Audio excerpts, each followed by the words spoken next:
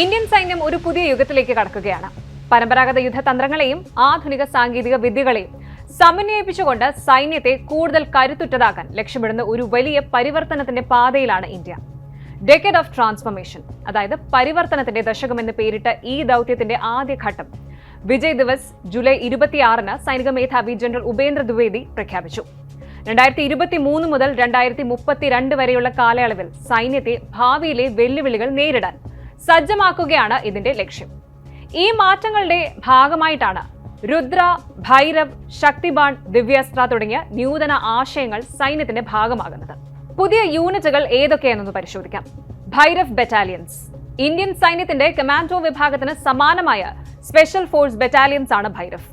ഭയപ്പെടുത്തുന്നവൻ എന്നർത്ഥം വരുന്ന ഭൈരവ് എന്ന പേര് സൂചിപ്പിക്കുന്നത് പോലെ ഈ ബറ്റാലിയൻസ് ശത്രുവിനെ അമ്പരപ്പിക്കാനും ഭയപ്പെടുത്താനും കഴിവുള്ള യൂണിറ്റുകളായിരിക്കും.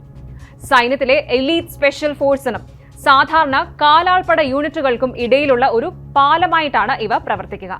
ഹൈ പ്രയോറിറ്റി ദൗത്യങ്ങൾക്കായി എലീറ്റ് സ്പെഷ്യൽ ഫോഴ്സിനെ പൂർണ്ണമായും സ്വതന്ത്രരാക്കുന്നതോടൊപ്പം അതിർത്തി കടന്നുള്ള മിന്നലാക്രമണങ്ങൾ, തന്ത്രപ്രധാനമായ നുഴഞ്ഞുകയറ്റങ്ങൾ, ശത്രുവിനെ ആശയക്കുഴപ്പത്തിലാക്കുന്ന അപ്രതീക്ഷിത പ്രഹരങ്ങൾ എന്നിവ ഭൈരവ് ബറ്റാലിയൻസ് നടത്തും. ഈ വർഷം ഓഗസ്റ്റ് അവസാനത്തോടെ ഇന്ത്യൻ സൈന്യത്തിന് 5 ഭൈരവ് ബറ്റാലിയൻസ് ഉണ്ടാകുമെന്നാണ് പ്രതീക്ഷ. ഇനി രുദ്ര ബ്രിഗേഡ്സ്. കാലാൾപ്പട, പീരങ്കിപ്പട, സായുധ സേനകൾ എന്നിവയിലെ സൈനികരെ ഒരുമിച്ച് ചേർത്ത് രൂപീകരിക്കുന്ന സമഗ്ര യൂണിറ്റ്സ് ആണ് രുദ്ര. ഇതിനോടകം 2 ബ്രിഗേഡുകളെ രുദ്ര ബ്രിഗേഡുകളായി സൈന്യം പരിവർത്തനം ചെയ്തു കഴിഞ്ഞു. ഇത് യുദ്ധഭൂമിയിൽ സൈന്യത്തിന്റെ ഏകോപനവും പ്രഹരശേഷിയും ഗണ്യമായി വർദ്ധിപ്പിക്കാൻ സഹായിക്കും. അടുത്തത് ദിവ്യാസ്ത്ര. ആധുനിക യുദ്ധതന്ത്രങ്ങൾക്ക് അനുസരിച്ച് പീരങ്കിപ്പടയെ പരിഷ്കരിക്കുന്നതിന്റെ ഭാഗമായിട്ടാണ് ദിവ്യാസ്ത്ര എന്ന ആശയം കൊണ്ടുവരുന്നത്. ദിവ്യാസ്ത്ര ബാറ്ററികളിൽ പരമ്പരാഗത പീരങ്കികളും ഡ്രോണുകളും ലോയിറ്ററിംഗ് മ്യൂണീഷ്യൻസും ഉണ്ടാകും. ഇവയുടെ പ്രധാന ലക്ഷ്യം ശത്രുവിനെ കൃത്യമായി ട്രാക്ക് ചെയ്യാനും വിദൂര സ്ഥലങ്ങളിലെ ലക്ഷ്യസ്ഥാനങ്ങളെ വളരെ കൃത്യതയോടെ നശിപ്പിക്കാനും പീരങ്കിപ്പടയെ പ്രാപ്തമാക്കുക എന്നതാണ്. ഈ മാറ്റം അതിർത്തികളിലെ വെല്ലുവിളികൾ നേരിടാൻ സൈന്യത്തെ കൂടുതൽ സജ്ജമാക്കും. ശക്തിബാൺ യൂണിറ്റുകൾ. പീരങ്കിപ്പടയിലെ മറ്റൊരു പ്രത്യേക വിഭാഗമാണ് ശക്തിബാൺ യൂണിറ്റുകൾ.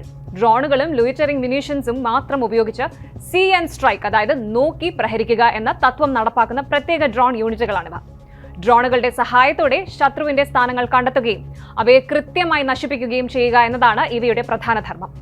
പരമ്പരാഗത പീരങ്കികൾ ഉപയോഗിക്കുന്ന ദിവ്യാസ്ത്ര ബാറ്ററിയിൽ നിന്ന് വ്യത്യസ്തമായി ശക്തിബാൺ യൂണിറ്റുകൾ പൂർണ്ണമായും സാങ്കേതിക വിദ്യയിൽ അധിഷ്ഠിതമായിരിക്കും. ഈയിടെ നടന്ന പേൽഗാം ഭീകരാക്രമണത്തിന് സൈന്യം നൽകിയ മറുപടി സൈന്യത്തിന്റെ നിലവിലെ കരുത്ത് ലോകത്തിന് കാട്ടിക്കൊടുത്തു.